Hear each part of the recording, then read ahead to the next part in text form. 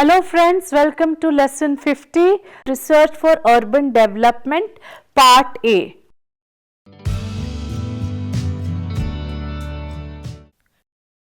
After completion of this lesson, you will be able to understand the broad framework of research for urban design, planning and development. You will be able to comprehend the role of quantitative research in urban design, planning and development.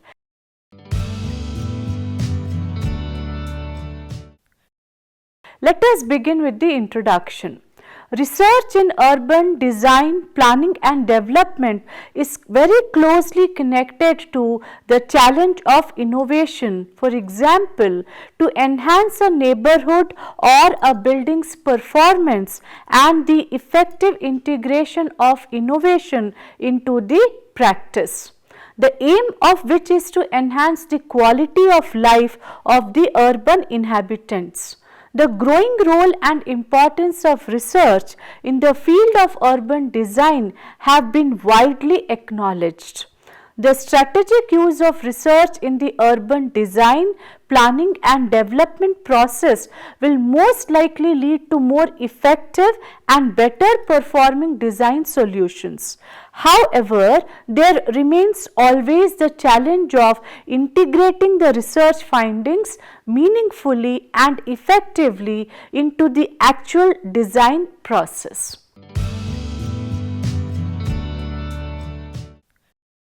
Let us discuss about research for urban development. We have discussed research methods widely used in urban sociology in lesson 3. The present and the succeeding lesson is elaboration of the research in more specific terms of quantitative and qualitative approach. Urban design, planning and development is by nature an interdisciplinary activity, and the challenges of the cross-disciplinary design research can inform any design process positively. It is key to formulate a compelling research question early that is based on a preliminary precedent analysis and a thoroughly conducted literature review. This can include comparative case studies that compare the effectiveness and performances of the various types of neighborhoods or buildings against an established benchmark or a baseline. Research refers to conducting a systematic investigation of some kind, which includes selecting the most suitable method from different types of research such as quantitative or qualitative research methods. A method is a particular procedure for approaching and also accomplishing the research challenges. Logical research is always based on valid procedures and principles. From urban perspective, three broad and sought methods are quantitative, qualitative and empirical research. The quantitative research is the process of collecting and analyzing numerical data, for example, urban census or microclimate data for statistical analysis. It is highly structured and follows strict procedures and rigorous rules based on the principles of validity through experiments and also statistical surveys. The qualitative research involves collecting and analyzing the non-numerical data, for example, observations, texts, video or audio of interviews with users, what do they think, etc., to understand the concepts, opinions or real experiences of the people. There are no strict rules for this. The empirical research is based on direct experience and qualitative observation by the researcher. MacLeod further explains the differences between these methods. Quantitative research collects numerical data and analyzes it using statistical methods. The aim is to produce objective empirical data that can be measured and expressed in numerical terms. Quantitative research is often used to test hypotheses, identify the patterns and make predictions. Qualitative research, on the other hand, collects non-numerical data such as words, images and sounds. The focus is on exploring subjective experiences, opinions and attitudes, often through observation and interviews. Qualitative research aims to produce rich and detailed descriptions of the phenomenon being studied and to uncover the new insights and meanings. Thematic analysis can be used to make sense of large amounts of qualitative data by defining and naming themes as described by Brown and Clark.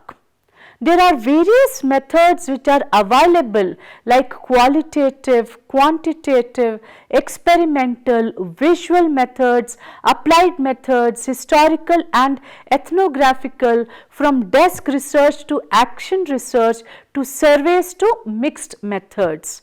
The method of data collection and analysis becomes crucial in this regard. Will the researcher conduct interviews with users, or will they carry out archival research or find other ways to gather relevant new data are important considerations. Some of the key steps that the researcher has to follow includes these aspects. Framing the research problem, that is, which type of environmental performance will be examined. Secondly, developing a compelling research question and a related hypothesis, which is followed by conducting the literature review and then selecting the different data collection methods. The different research approaches and multi-method research by combining different methods, selecting the most suitable methods according to the theme, structuring the research procedure and reporting on the findings of the study. In urban settings, both quantitative and qualitative research offer its respective advantages and limitations. In qualitative study, the research question drives the purpose of the research through the identified knowledge gap and also the selected methodology for collecting and analyzing the performance data. Once the researcher has identified the research problem, the next step is to articulate the problem in such a way that is carefully phrased and represents the goal of the research effort, the formulation of the research aims and objectives to produce the results. The research question might be combined with a hypothesis. A hypothesis is a logical supposition, a reasonable guess and a kind of a educated conjecture to address the research problem. The researcher in urban studies will also need to develop a very clear understanding of the limitations of the problem, that is, the exact performance aspect. Few research problems might be very ambitious, or it can be too complex or require unreasonable resources for their investigation in terms of time, funding, logistics, data or also equipment. A statement is needed that explains how the researcher will deliver the results which have been promised. If problem is too large or complex, the researcher can think of reducing the range of the problem to a point where the problem becomes feasible in terms of study simply by setting narrow limits for the problem. Researcher can also choose to focus on only a part of the problem instead of the entire problem. Breaking the problem down into several smaller sub-problems is also one of the ways. While other approaches focus on understanding the problem and identifying a possible solution, urban applied research is more practice related and it focuses on developing a specific solution to the urban concerns and problems. Integrating research into urban design practice is therefore essential for developing and applying the new knowledge and also findings in a better performing solutions. For innovation to take place, it requires a much stronger correlation between research per se and also the urban design strategies, and it is pertinent for the future of urban design practice that research becomes an integral part of the profession.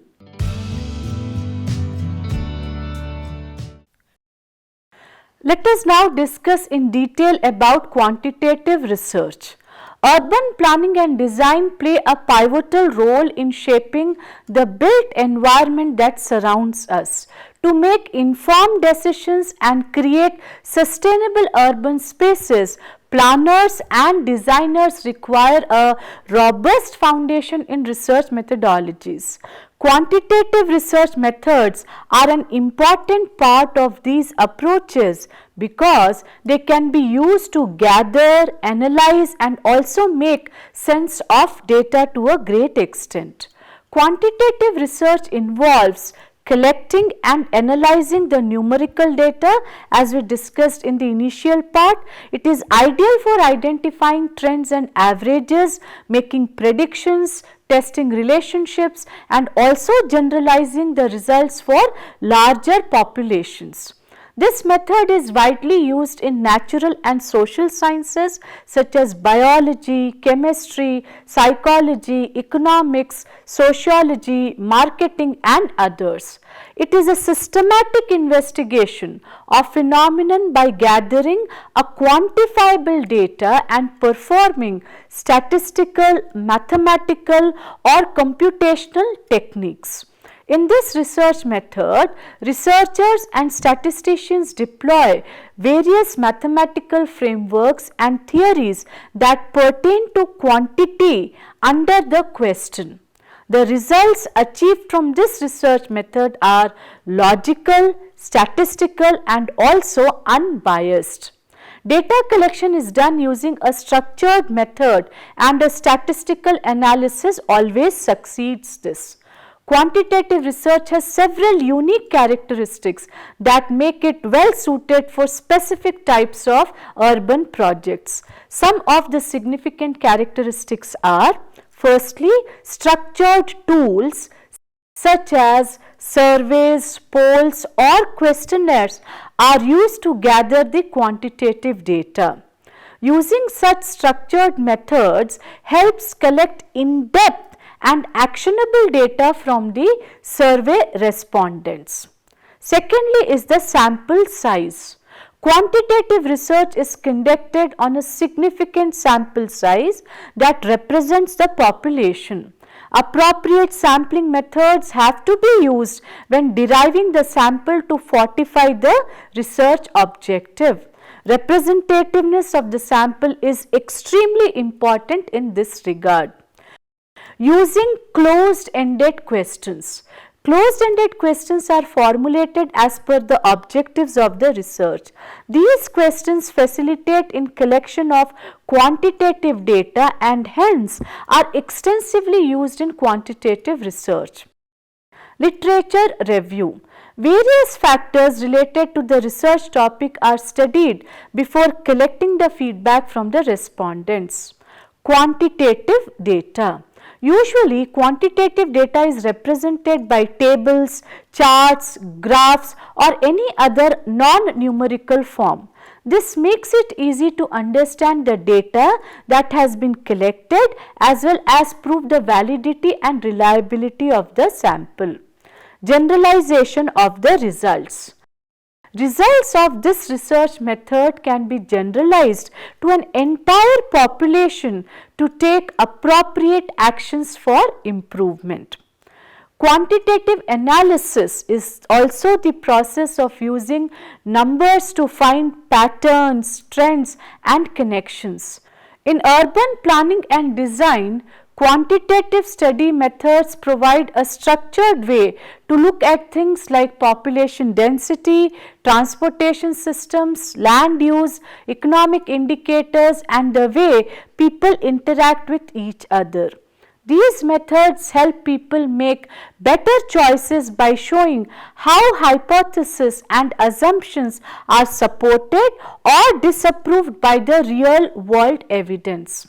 A thorough quantitative research in urban planning starts with learning how to use simple descriptive statistics. This means knowing the measures of central tendency including mean, median and mode, and measures of dispersion like range, variance, standard deviation, etc. With this information, urban planners and designers will be able to summarize and also explain the complicated information more clearly.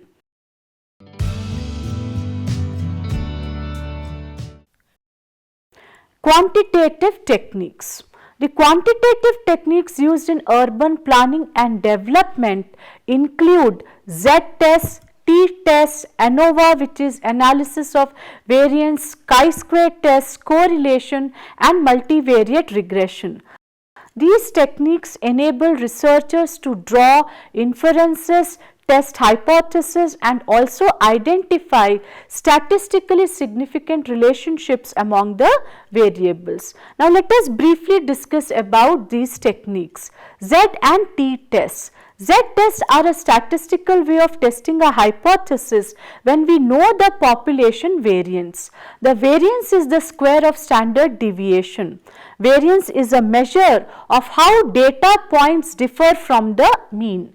According to layman, a variance is a measure of how far a set of data or numbers are spread out from their mean average value. We use them when we wish to compare the sample mean to the population mean. However, if the sample size is large, usually greater than 30, then still Z-test can be used without knowing the population variance. Instead, we may use the sample variance as an estimate of the population variance. These are some of the conditions for using this type of test. Firstly, the data must be normally distributed. Secondly, all the data points must be independent. Thirdly, for each sample, the variances must be equal.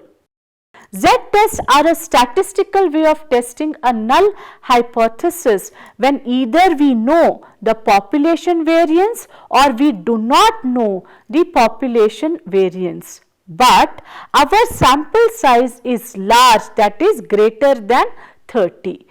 If we have a sample size of less than 30 and do not know the population variance, we must use a t-test.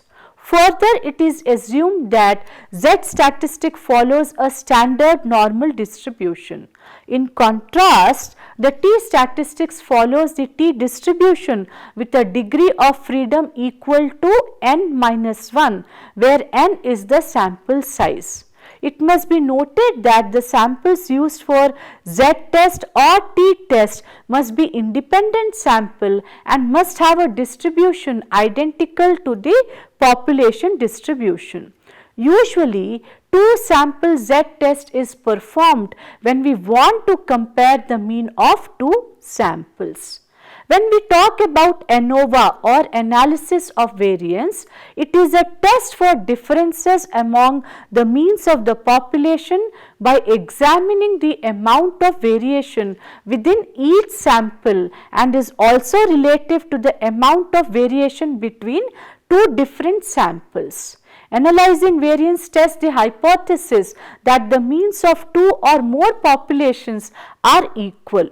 In a regression study, analysts use the ANOVA test to determine the impact of independent variables on the dependent variable. The most common method of performing an ANOVA test is one-way ANOVA. The one-way ANOVA means that the analysis of variance has one independent variable. We can use one-way ANOVA to see if there are any significant differences between the means of the independent variables. When we know how each of the independent variables mean differs from the others, we can figure out which of them is linked to the dependent variable and start to figure out what is driving that behavior. The two-way analysis of variance is a variation of the one-way analysis. There are two independent variables in this particular equation, hence the name is two-way. Factors are the two independent variables in a two-way ANOVA. The concept is that the dependent variable is influenced by two variables or factors. Chi-square tests. It is a statistical test used to examine the association or independence between two categorical variables. It compares the observed frequencies of each category with the expected frequencies under the assumption of independence. This test determines whether there is a significant relationship between the variables based on the discrepancies between the observed and expected frequencies. Chi-square tests are often used when we have categorical data and want to determine if there is a relationship between the two variables. It is commonly used in fields such as social sciences, biology, market research, and also in quality control. When we talk about correlation, they are used to determine the extent to which two or more variables are related among a single group of people. A correlation has a direction and can be either positive or negative.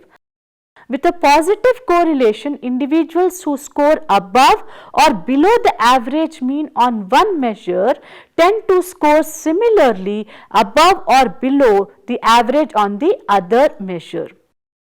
ANOVA is suitable for comparing means across groups with the continuous dependent variables and also the categorical independent variables. Chi-square is appropriate for analyzing associations or even the independence between the categorical variables. For instance, ANOVA can be instrumental in understanding the differences in means among multiple groups, aiding in the comparison of various urban development indicators across the different neighborhoods or cities. Correlation analysis can help uncover the degree of association between variables, providing insights into the relationships between different factors like income levels and access to public amenities. Regression. An extension of the simple correlation is regression. In regression, one or more variables or predictors are used to predict an outcome or a criteria. Regression analysis is a way of mathematically sorting out which of those variables does indeed have an impact. It answers such questions like which factors matter the most, which can we ignore, how do these factors interact with one another, and perhaps most important aspect is how certain are we about all these factors. In regression analysis, these factors are called variables. The main factor is the dependent variable. This variable is often measured as an outcome of the analysis and depends on one or more other variables. The factors or variables that impact our dependent variable are called independent variables. Variables like these are often altered for different kinds of analysis. They are also called as explanatory variables or predictor variables. The two basic types of regression are simple linear regression and multiple linear regression, although there are also non-linear regression methods for more complicated data analysis. Simple linear regression uses one independent variable to explain or predict the outcome of the dependent variable y, while multiple linear regression uses two or more independent variables to predict the outcome while holding all others constant. Generally, regression analysis is used to try and explain a particular phenomena, predict future events, optimize the manufacturing and delivering processes, and also resolve errors and provide new insights in statistical analysis. Regression is used to identify the associations between variables occurring in some data. It can show both the magnitude of such an association and also determine its statistical significance, that is, whether association is likely due to chance. Regression is a powerful tool for statistical inference and has also been used to try to predict the future outcomes based on the past observations. In most cases, simple linear regression analysis cannot explain the connections between the data. As the connection becomes more complex, the relationship between the data is also better explained using more than one variable. Multiple regression analysis describes a response variable using more than one predictor variable. It is used when a strong correlation between each independent variable has the ability to affect the dependent variable. Friends, you might find all these mathematical terms very complicated and difficult, but kindly refer the references. I will give you the links of various YouTube channels where you can also see how all these things can be computed easily. So, please do not worry, and if you understand the things conceptually, you will be very comfortably able to understand its computation as well.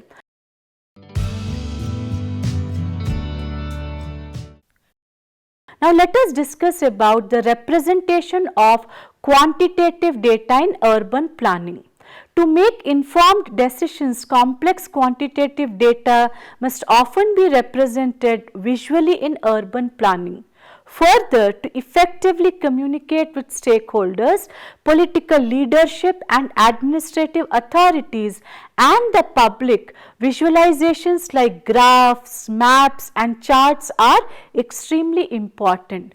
These visuals aid in making data more approachable and also comprehensible, which in turn helps with discussions and the creation of plans. Let us quickly try to understand the strengths of quantitative analysis in urban planning. Firstly, the data-driven decision making. The data-driven nature of quantitative analysis equips the urban planners with evidences and also supports the decision making processes. Policymakers can rely on statistically significant results to justify the resource allocation, different kinds of infrastructure development and also social programs. This leads to more informed and also transparent governance to a great extent. Secondly, precision and generalization. Quantitative methods enable precise measurement and quantification of the variables, leading to accurate insights. The ability to generalize findings to larger population enhances the applicability of the research outcomes. For instance, urban planners can use quantitative data to estimate the impact of a policy change across an entire city or region. Thirdly, comparative analysis. Quantitative methods facilitate comparative analysis across different scenarios or even time periods. Urban planners can compare trends, patterns and also outcomes across neighborhoods, cities or even countries for that matter. Such comparisons unveil disparities and successes, guiding interventions for the equitable urban development. Fourthly, objectivity and reproducibility. Quantitative analysis provides an objective and standardized approach to data interpretation. The use of numerical data and statistical method ensures that findings can be replicated by other researchers, enhancing the credibility of results. In urban planning, this objectivity is crucial for making unbiased decisions that affect communities and also the stakeholders. Fifthly, identifying causal relationships. Quantitative analysis allows researchers to establish causal relationships between different variables. Through techniques like regression analysis, urban planners can determine how changes in one factor, for example, public transportation accessibility, can affect another factor, for example, the property values. This information is vital for crafting effective policies and interventions. There are also limitations of quantitative analysis in urban planning. Firstly, simplification of the complex phenomena. Quantitative analysis often requires simplification of complex urban phenomena into measurable variables. This may overlook the intricate contextual nuances that shape urban experiences and outcomes. Factors like cultural influences or even the qualitative aspects might be missed, leading to an incomplete understanding. Further, the another aspect is limited contextual understanding. Quantitative analysis might provide statistical relationships without offering a deeper understanding of why those relationships exist. It lacks the ability to capture the intricate context that qualitative methods can provide, potentially leading to the misguided interpretations. Thirdly, dependency on data quality. The accuracy and reliability of quantitative results heavily rely on the quality of data collected. Inaccurate, incomplete or non-representative data can lead to flawed conclusions and decisions. The urban planners must ensure that data sources are trustworthy and comprehensive to avoid misleading outcomes. Fourthly, assumption of linearity. Many quantitative methods assume linear relationships between different variables which may not accurately represent the complex urban systems. Urban environments are often characterized by non-linear and also interconnected dynamics that the traditional quantitative models might not capture adequately. There are also ethical considerations and different kinds of biases. The quantitative analysis can unintentionally perpetuate biases present in the data collection process or assumptions made during analysis. In urban planning, where decisions impact diverse communities, the potential for reinforcing the inequalities or underrepresenting marginalized voices should be acknowledged and it should also be mitigated. Quantitative research methods serve as a cornerstone in the toolkit of the urban planners and designers. With their ability to provide empirical evidences, reveal trends and support different decision making, these methods contribute significantly to creating livable, sustainable and equitable urban environments. A very comprehensive course or understanding in quantitative research methods equips the professionals with the skills to apply these techniques effectively. while also fostering an understanding of the ethical implications and also epistemological foundations of claim making. As urban landscapes continue to evolve immensely, the integration of quantitative analysis remains very significant in shaping the cities of tomorrow. Epistemology, which is the study of knowledge and how it is acquired, helps urban planners and designers recognize the different forms of evidence that contribute to different claims. This involves understanding the reliability and validity of data sources and also methodologies used. As urban planners and designers, being critical consumers of quantitative information, it is vital to ensure that the claims are credible and well founded.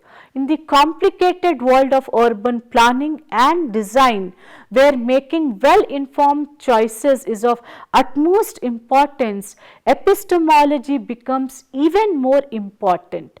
It is a lighthouse that helps the professionals find their way through the very complex maze of substantiation. It urges them to realize that claims are not random statements but rather carefully made buildings built on the solid ground of rigorous evidence and also analysis.